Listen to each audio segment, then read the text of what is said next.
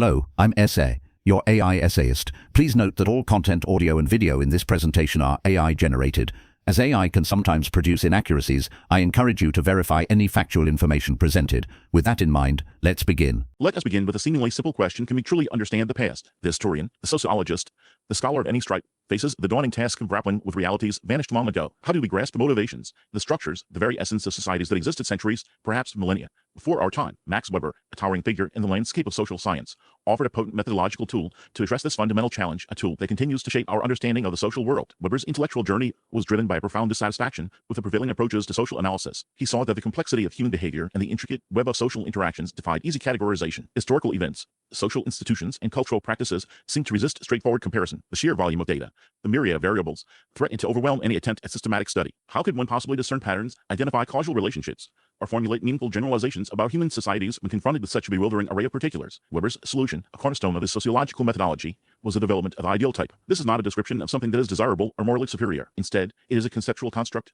a deliberately exaggerated and simplified model of a social phenomenon. The ideal type is a mental tool, a thought experiment designed to isolate and highlight the essential characteristics of a particular social phenomenon. It is a framework for analysis, a lens through which we can examine the complexities of the real world. To construct an ideal type, one begins by identifying the key features of a social phenomenon. These features are then assembled into a coherent and internally consistent model. This model is not intended to perfectly mirror reality. Indeed, it is often a distortion and exaggeration of certain aspects of the phenomenon under examination. The value of the ideal type lies precisely in its ability to clarify and illuminate. By constructing a pure, unadulterated version of a social phenomenon, we can better understand its real-world manifestations. Consider, for example, Weber's use of the ideal type of bureaucracy. In his analysis of the rise of modern states and the increasing rationalization of social life, Weber recognized that bureaucracy, with its emphasis on rules, hierarchy, and specialized expertise, was a defining feature of the modern era. To analyze this phenomenon, Weber did something revolutionary. He constructed a model of a perfectly rational bureaucracy. This ideal type included such characteristics as a clear division of labor, a hierarchical structure of authority, written rules and regulations, impersonal relationships, and the selection of officials based on merit. Now, it is crucial to understand that Weber did not believe that any real-world bureaucracy perfectly matched this ideal. In reality, all bureaucracies are imperfect. They are subject to inefficiencies, corruption, and the vagaries of human behavior. However, by constructing the ideal type, Weber provided a benchmark for comparison. We can measure the extent to which real-world bureaucracies deviate from the ideal. We can identify the factors that contribute to these deviations. We can understand the consequences of these imperfections. The ideal type of bureaucracy allowed Weber to conduct comparative historical analysis. He could compare the bureaucratic structures of different societies, identifying the similarities and differences. He could trace the historical evolution of bureaucratic organizations, noting the changes over time. He could analyze the relationship between bureaucracy and other social institutions, such as the state, the economy, and the legal system. The impact of Weber's methodological innovation is profound. It transformed the way social scientists approach the study of complex social phenomena. The ideal type provides a framework for asking precise questions, for gathering relevant data, and for formulating testable hypotheses. It allows researchers to move beyond simple description and to engage in rigorous comparative analysis. It encourages a critical and nuanced understanding of the social world. The influence of the ideal type extends far beyond the study of bureaucracy. It has been applied to a wide range of social phenomena, from capitalism and democracy to religion and art. It has been used to analyze the behavior of individuals, the structure of organizations, and the dynamics of entire societies. This methodology has proven to be a remarkably versatile tool for understanding the human condition. Weber's approach was not born in a vacuum. He was deeply influenced by the intellectual currents of his time. He grappled with the legacy of German historicism, which emphasized the uniqueness of historical events and the difficulty of formulating general laws of social behavior. He sought to find a middle ground between the particularism of the historicists and the universalism of the positivist social scientists, who sought to apply the methods of the natural sciences to the study of society. The ideal type offered a way to reconcile these competing perspectives. It allowed Weber to acknowledge the uniqueness of historical events while still seeking to identify patterns and regularities. It provided a framework for comparative analysis that respected the complexity of the social world. Weber's work, in particular his methodology, was shaped by the intellectual ferment of late 9th century Germany. The writings of philosophers such as Wilhelm Dilthey, who explored the differences between the natural sciences and the human sciences, and Heinrich Rickert, who developed a methodology for the study of cultural values, profoundly influenced his thinking. Weber's methodology, in effect, provided a practical solution to the philosophical problems raised by these thinkers. The enduring value of Weber's approach lies in its capacity to provide clarity amidst complexity. By constructing these idealized models, we gain a sharper focus on the key features of the social world. We are better equipped to understand the forces that shape human behavior, the institutions that govern our lives, and the historical processes that have brought us to where we are today. The ideal type, therefore, is not a rigid dogma, but a dynamic tool, a means of engaging in rigorous, insightful, and ultimately meaningful social analysis. It is a testament to the power of disciplined thought to illuminate the intricacies of the human experience. His work continues to serve as a valuable guide for anyone seeking to understand the complexities of the social world, an enduring legacy of intellectual rigor and profound insight. Having established the foundational principles of Max Weber's methodological framework, we now turn to one of his most influential works, the Protestant Ethic and the Spirit of Capitalism. This study represents a pivotal moment in sociological thought, addressing a fundamental question about the origins of modern capitalism and its intricate relationship with religious beliefs. The intellectual problem Weber tackled was this: why did the capitalist economic system, with its emphasis on rational calculation, relentless work, and the accumulation of wealth, first flourish in certain parts of Europe, especially those with a significant Protestant population? Traditional economic theories, focusing primarily on material factors, appeared insufficient to explain this phenomenon. Weber sought to uncover the cultural and ideological underpinnings that facilitated capitalism's emergence. Weber's central argument proposes a complex interplay between specific Protestant beliefs and the development of a capitalist spirit. He contended that certain branches of Protestantism, most notably Calvinism, fostered a unique work ethic and a rational approach to economic activity, providing a fertile ground for the growth of capitalism. The doctrines of Calvinism, in particular, laid the groundwork for this transformation. Central to this was the doctrine of predestination, the belief that God had predetermined who would be saved and who would be damned. This theological tenet, while seemingly discouraging to earthly endeavors, produced a profound psychological effect. Individuals, uncertain of their salvation, sought signs of God's favor. Successful worldly activity, especially in one's calling or vocation, became a tangible indicator of divine grace. This created an incentive to work diligently, to be efficient, and to accumulate wealth. Idleness, leisure, and the enjoyment of material possessions were viewed with suspicion, as they could distract from the pursuit of one's calling and potentially signal a lack of grace. The concept of the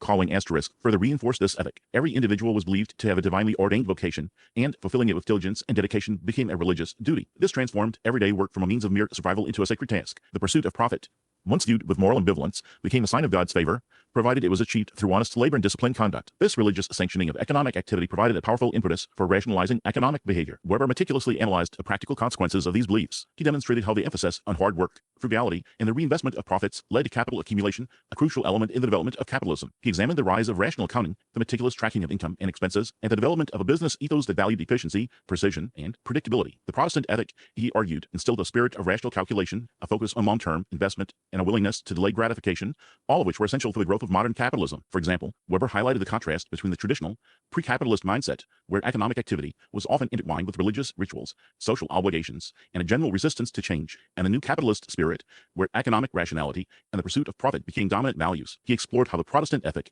with its emphasis on individual responsibility, disciplined behavior, and the pursuit of worldly success as a means of glorifying God, helped to break down these traditional barriers, paving the way for the rise of a new economic order. This analysis is not a claim that Protestantism caused capitalism in a simple, deterministic fashion. Weber recognized the complex interplay of factors, including economic, political, and technological developments. Rather, he argued that the Protestant ethic provided a crucial cultural framework, a set of values and beliefs that facilitated the emergence and expansion of capitalism. It provided the ideological fuel that drove the engine of economic change. The enduring relevance of Weber's analysis lies in its capacity to illuminate the complex relationship between culture, values, and economic development. His work continues to inform debates about the role of cultural factors in shaping economic behavior, the influence of religious beliefs on social change, and the processes of modernization and globalization. His insights are particularly pertinent in understanding the diverse paths of economic development across the globe, as different cultural contexts shape the ways in which capitalism manifests itself. The intellectual groundwork for Weber's arguments was laid, in part, by the work of Karl Marx. Marx, with his emphasis on the economic base as the primary driver of social change, provided a framework for understanding the relationship between economic structures and social institutions. Weber, while critical of Marx's economic determinism, acknowledged the importance of the economic factors. He built upon Marx's insights, focusing on the role of ideas and values in shaping economic behavior, and in particular, the manner in which religious beliefs could influence the economic sphere. Marx's influence, particularly his emphasis on the significance of the economic base, prompted Weber to investigate how cultural factors, such as religious beliefs, could interact with economic structures to produce social change. Weber's work on the Protestant ethic has profoundly influenced subsequent generations of sociologists. One of the most significant figures influenced by Weber was Talcott Parsons, a prominent American sociologist and a key figure in the development of structural functionalism. Parsons, in his seminal work *The Structure of Social Action*, adopted Weber's emphasis on the importance of values and ideas in shaping social behavior. He integrated Weber's concept of the Protestant ethic into his broader theory of social systems, emphasizing the role of cultural values in maintaining social order and facilitating social change. Parsons's structural functionalism, with its focus on the interdependence of social institutions and the importance of shared values, can be seen as a direct extension of Weber's work on the relationship between religion and economic development. Parsons's synthesis of Weber's ideas provided a theoretical framework for understanding the complex interactions between cultural values and social structures. The influence of Weber's work on Parsons is evident in Parsons's focus on the role of values in shaping social action and in his emphasis on the importance of understanding the cultural context of social phenomena. Having explored Weber's examination of the Protestant ethic and its effect on the spirit of capitalism, we now turn to his broader, ambitious project, a comparative sociology of religion. This work aimed to understand the multifaceted relationships between religious beliefs, practices, and the diverse social structures they helped to shape across the globe. Weber recognized that the influence of religion extended far beyond the economic sphere, permeating the very fabric of societies, influencing everything from political systems to artistic expression. One of the central problems Weber grappled with was explaining the divergent paths of societal development. Why did certain societies, such as those in the West, experience rapid economic and social transformations, while others, particularly in the East, follow different trajectories? Weber sought to move beyond simplistic explanations, such as geographical determinism or racial superiority, which were prevalent in some circles at the time. Instead, he posited that religious ideas played a crucial, often overlooked role. Weber's methodology was inherently comparative. He meticulously examined various religious traditions, including Confucianism, Taoism, Hinduism, Buddhism, and Judaism, comparing their core tenets, ethical systems, and institutional structures. He delved into sacred texts, rituals, and the lived experiences of religious adherents,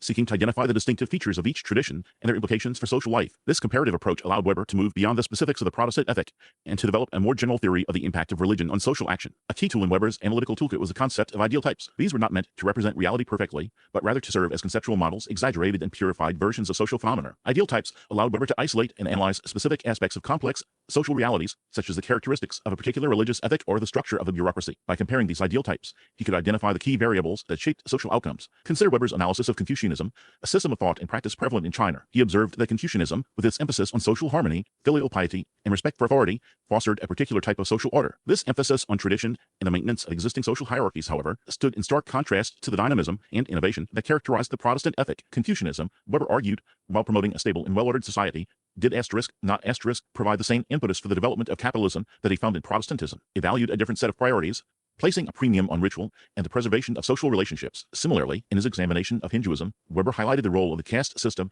and the doctrine of clamor in shaping social stratification and individual behavior. The rigid social divisions and the belief in reincarnation, he argued, tended to discourage social mobility and the pursuit of worldly success. This, in turn, contrasted with the Protestant emphasis on individual responsibility and the pursuit of economic gain as a sign of divine favor. Weber's analysis of Judaism, on the other hand, revealed a unique historical trajectory. He explored how the covenant with God and the emphasis on a chosen people shaped the development of ethical monotheism and a distinct sense of community. He explored how these elements influenced the formation of social institutions and a relationship between religious and political authority. Weber's comparative approach revealed a complex interplay between religious beliefs and social structures. He demonstrated that religion could serve as a powerful force for social change, as in the case of the Protestant Reformation. It could also act as a conservative force, reinforcing existing social hierarchies and resisting innovation. The specific effects of religion, he argued, depended on the particular doctrines, ethical systems, and institutional arrangements of each religious tradition. This work was deeply influenced by Weber's engagement with the philosophical ideas of Friedrich Nietzsche. Nietzsche's critique of traditional morality and his emphasis on the devaluation of values, particularly in the context of modern secularization, resonated profoundly with Weber. Nietzsche's assertion that God is dead and the subsequent erosion of traditional moral foundations provided a crucial context for Weber's own investigations into the changing role of religion in the modern world. Weber, like Nietzsche, was concerned with the implications of this loss of meaning and the rise of a disenchanted world. The awareness of a world without inherent meaning was a critical element in shaping Weber's approach to the study of religion. The impact of Weber's comparative religious sociology extends far beyond the academic realm. His insights have proven invaluable for understanding the diverse cultures and societies of the world. His work has provided a framework for analyzing the complex relationships between religion, economics, politics, and social change. Weber's influence extended to the development of the sociology of knowledge, a field that examines the social construction of knowledge and the relationship between ideas and social contexts. His emphasis on the importance of ideas and values in shaping social action paved the way for a deeper exploration of how knowledge is produced, disseminated, and legitimized. This influence is particularly evident in the work of sociologists such as Peter Berger and Thomas Lubman. In their seminal work, The Social Construction of Reality, Berger and Lubman drew heavily on Weber's insights to develop a theory of how social reality is created and maintained through social interaction. They emphasized the role of language, symbols, and institutions in shaping our understanding of the world. They showed how social structures, including religious institutions, contribute to the creation of shared meanings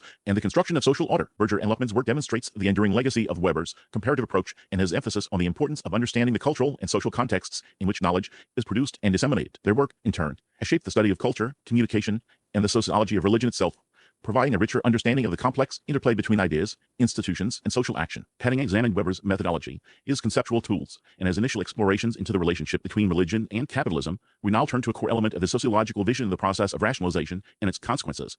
This concept, perhaps more than any other, encapsulates Weber's anxieties about the trajectory of modernity. He grappled with the question of how societies, particularly Western societies, were undergoing a profound transformation, a shift away from traditional forms of social organization and belief towards systems based on reason, efficiency, and calculability. Weber observed that this rationalization was driven by a complex interplay of factors, including the rise of bureaucracy, the advancement of technology, and the relentless pursuit of economic efficiency. This process, he argued, while leading to unprecedented levels of productivity and control, simultaneously posed a significant threat to individual freedom and meaning. It was a double-edged sword, offering progress at the price of a certain kind of human experience. At the heart of Weber's analysis lay the concept of bureaucracy. He viewed bureaucracy as the most rational form of organization, surpassing all others in its technical efficiency. Bureaucratic structures, with their clearly defined hierarchies, specialized roles, and role-based procedures, were designed to eliminate arbitrariness, favoritism, and inefficiency. Their most objective, impartial decision-making based on expertise and standardized processes. Bureaucracy, in Weber's estimation, was a highly effective system, a machine for the administration of modern society. He meticulously outlined the characteristics of an ideal type bureaucracy. This included a clear division of labor, with specific tasks assigned to specialized offices, a hierarchical structure, with each office under the control of a higher one, a system of written rules and regulations that govern all operations, a separation of the official's personal life from their official duties, the selection of officials based on technical qualifications, typically through examinations, and the provision of a career path with fixed salaries and opportunities for advancement. These features, when combined, created a highly efficient and predictable system. Consider, for instance, the development of modern legal systems. Weber saw the rationalization of law as a crucial aspect of societal rationalization. He traced the evolution from traditional, often arbitrary, legal systems to codified, rationalized ones based on abstract principles and universal rules. This shift, he argued, was essential for the development of capitalism, providing a stable and predictable framework for economic activity. The predictability of the law, its calculability, became an indispensable feature. However, Weber also recognized the inherent limitations and potential dangers of this rationalization. He feared that as bureaucratic structures expanded, they would increasingly dominate all aspects of life, squeezing out individual autonomy and creativity. The very efficiency of bureaucracy, its ability to control and regulate, could become a source of oppression. The iron cage, as Weber famously termed it, was the metaphor he used to describe the predicament of individuals trapped within the increasingly rationalized structures of modern society. This cage,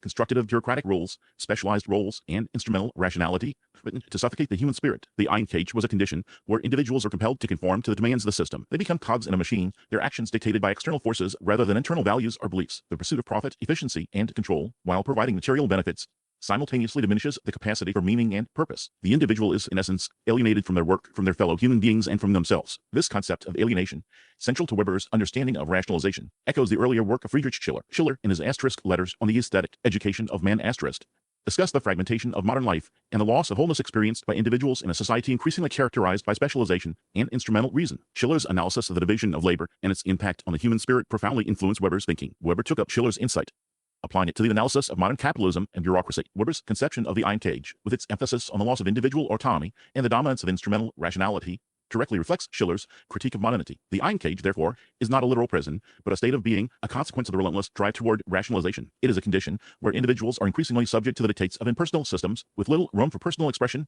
ethical considerations, or meaningful relationships. The disenchantment of the world, the loss of magic, mystery, and the sense of the sacred, is another key aspect of this process. As the world becomes more rationalized, it also becomes less meaningful, less inspiring, and less capable of providing a sense of purpose. Weber's analysis of rationalization has had a profound and lasting impact. His ideas have been taken up and refined by numerous scholars, shaping the development of sociology and related disciplines. The Frankfurt School, a group of German intellectuals who fled Nazi Germany and later established themselves in the United States, was particularly influenced by Weber's work. Thinkers like Max Horkheimer and Theodor Adorno, in their critical theory, drew heavily on Weber's insights to develop a critique of instrumental reason and its consequences. Horkheimer and Adorno, in asterisk Dialectic of Enlightenment asterisk, expanded on Weber's concerns about the domination of instrumental rationality. They argued that the Enlightenment project, intended to liberate humanity through reason and science, had ironically contributed to a new form of domination. Reason, they argued, had become instrumentalized, serving the purposes of power and control. The pursuit of efficiency and technical mastery had led to the suppression of critical thinking, creativity, and genuine human connection. They saw the culture industry, with its mass-produced entertainment and standardized products, as a prime example of how rationalization had led to the manipulation and control of individuals. The culture industry, for Horkheimer and Adorno, was a key mechanism for reinforcing the iron cage. Weber's analysis of the iron cage and its implications for individual freedom continue to resonate in contemporary society. The ongoing debates about the impact of technology, artificial intelligence, and the increasing bureaucratization of society on individual agency and freedom are direct reflection of his enduring concerns. The challenges posed by algorithmic bias, the erosion of privacy, and the increasing power of corporations mirror the anxieties that Weber expressed over a century ago. His work provides a crucial framework for understanding the complexities of modern society and for critically assessing the forces that shape our lives. The intellectual edifice Max Weber constructed stands as a testament to his prescience, a framework that continues to illuminate the contours of our world. We have traversed the landscape of his thought, from the methodological rigor of his approach to the intricate tapestry of his substantive analysis. It is now time to synthesize the threads, to assess the enduring significance of his contributions, and to consider the challenges and limitations inherent in his vision. Weber's central project, as we have seen, was to understand the unique trajectory of Western civilization and, more broadly, the dynamics of social change. He sought to unravel the complex interplay of economic, political, and cultural forces that shaped the modern world. His methodological innovations, particularly his development of ideal types, provided a powerful tool for analyzing complex social phenomena. These idealized constructs, such as the Protestant Ethic or the bureaucratic organization, offered a means of isolating key variables and identifying causal relationships. This approach, however, was never intended to be a rigid blueprint. Weber consistently emphasized the provisional and heuristic nature of ideal types, recognizing that social reality is always more complex and multifaceted than any single model can capture. The very act of creating these models, however, allowed for a deeper understanding of the forces at play. The concept of rationalization, a core element of Weber's analysis, remains a potent lens through which to view contemporary society. He demonstrated how the relentless pursuit of efficiency, predictability, and calculability had permeated nearly every sphere of life, from the economic realm to the legal system, and even the realm of personal relationships. The iron cage metaphor, perhaps his most enduring contribution, captures the potential for this process to trap individuals in a web of bureaucratic control, stifling creativity and diminishing individual autonomy. The modern workplace, with its emphasis on standardized procedures, performance metrics, and hierarchical structures, exemplifies this process. The proliferation of data collection and surveillance technologies, from social media algorithms to facial recognition systems, further intensifies these concerns. These developments, which were only nascent during Weber's time, underscore the continued relevance of his analysis. Weber's exploration of the relationship between ideas and material interests is another area where his work continues to provide profound insights. His analysis of the Protestant ethic, for example, demonstrated how religious beliefs could shape economic behavior, fostering a culture of hard work, thrift, and investment. This perspective challenged the prevailing Marxist view, which prioritized economic determinism. Weber showed that ideas, values, and cultural norms could exert a powerful influence on the course of history. This insight has proven to be extraordinarily fruitful in subsequent sociological research. Scholars have explored the role of ideology in shaping political movements, the impact of cultural values on economic development, and the ways in which ideas can be used to legitimize or challenge existing power structures. The concept of charisma, another crucial element of Weber's framework, offers a compelling perspective on leadership and social change. He identified charisma as a form of authority rooted in the perceived extraordinary qualities of an individual leader. Charismatic leaders, whether in the political, religious, or social spheres, can mobilize followers and inspire transformative change. However, Weber recognized the inherent instability of charismatic authority. The leader's power rests on the continued belief of their followers, and the charismatic movement must eventually be recognized, either by establishing a bureaucratic organization or by transforming charismatic authority into traditional forms of power. The rise and fall of political movements, the dynamics of religious institutions, and the evolution of social movements all bear the imprint of this dynamic. The study of charismatic leadership continues to be a vital area of research in sociology, political science, and organizational studies. Weber's work, however, is not without its limitations. Critics have argued that his focus on rationalization can lead to a pessimistic view of modernity, overlooking the possibilities for human agency and the potential for resistance. Some scholars have questioned the universality of his concepts, arguing that his analysis is primarily relevant to the Western experience and may not adequately account for the diverse social and cultural contexts of the non-Western world. Others have criticized his emphasis on individual action, suggesting that he sometimes neglects the structural forces that shape social behavior. The complexity of social dynamics, however, is a challenge for any framework. Despite these critiques, Weber's influence on the social sciences remains undeniable. His work has shaped the development of sociology, political science, economics, and history. His concepts continue to be debated, refined, and applied to new contexts. His emphasis on methodological rigor, his nuanced understanding of social change, and his profound insights into the relationship between ideas and material interests have established him as one of the most important thinkers of the modern era. The ongoing relevance of his work lies in its capacity to illuminate the complexities of the modern world. His analysis of rationalization, the iron cage, and the interplay of ideas and interests provides a framework for understanding the challenges and opportunities of our time. The continued relevance of Weber's framework is evident in the debates surrounding globalization, technological change, and the rise of populism. His work provides a valuable lens for examining the economic, political, and cultural forces that are shaping our world. The increasing interconnectedness of societies, the rapid pace of technological innovation, and the growing inequalities of wealth and power all present challenges that resonate with Weber's concerns. His insights into the dynamics of power, the role of ideas, and the potential for both progress and alienation continue to inform our understanding of these complex issues. Weber's legacy is not merely a collection of concepts or theories. It is a way of thinking, a commitment to intellectual honesty, and a dedication to understanding the complexities of the human condition. His work encourages us to examine the world critically, to question assumptions, and to appreciate the interplay of forces that shape our lives. He invites us to engage with the challenges of modernity with both intellectual rigor and a deep sense of historical perspective. His enduring influence lies not only in the specific ideas he articulated, but also in the spirit of inquiry and the commitment to understanding the world that he embodied. His work remains a vital resource for anyone seeking to understand the complexities of social change, the role of ideas in shaping history, and the relationship between individual agency and large-scale social forces. We really appreciate you tuning in to this AI-powered presentation. Our goal is to push the boundaries of AI in content creation, and your input is invaluable. If there's a particular subject you'd like to see us tackle next, or if you have suggestions on how we could fine-tune our AI's creative prompts, please don't hesitate to leave your ideas in the comments section. We're excited to bring you more unique content very soon.